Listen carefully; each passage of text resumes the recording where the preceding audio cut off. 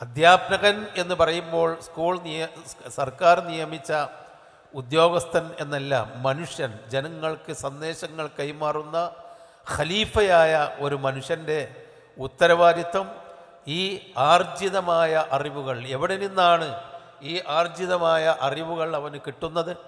അവൻ ആർജിച്ചെടുക്കണം.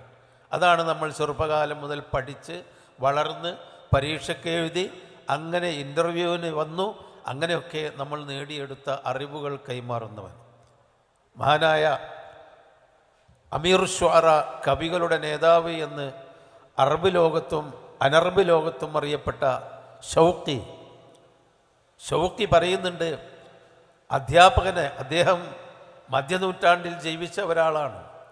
ആധുനിക നൂറ്റാണ്ടിൻ്റെ തുടക്കത്തിൽ കഴിഞ്ഞകാല മനുഷ്യ ചരിത്രത്തിലെ അധ്യാപനത്തിൻ്റെ ചരിത്രത്തെയും ആധുനിക അധ്യാപകൻ്റെ ചരിത്രത്തെയും കൂട്ടിയിണക്കാൻ ശ്രമിച്ച അപൂർവം കവികളിൽ, സാഹിത്യകാരന്മാരിൽ ഒരാളാണ് മഹാനായ ഷൗക്കി.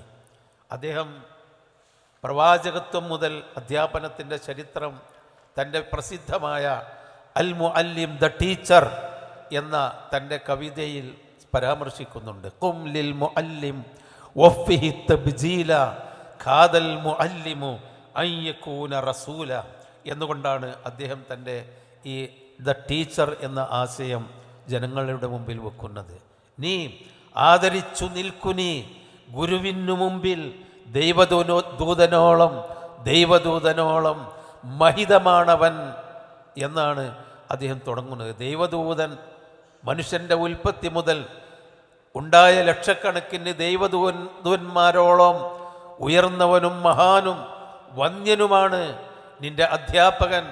ആ അധ്യാപകനെ നീ ആദരിക്കണം എന്ന് പറഞ്ഞ് അദ്ദേഹം വളരുന്ന അധ്യാപകരിലേക്ക്, പ്രവാചകന്മാരിൽ നിന്ന് വളർന്നുകൊണ്ടിരിക്കുന്ന ആ അധ്യാപന സ്വഭാവത്തെ പുകഴ്ത്തുന്നുണ്ട് അദ്ദേഹത്തിൻ്റെ കവിതാ സമാഹാരത്തിൽ.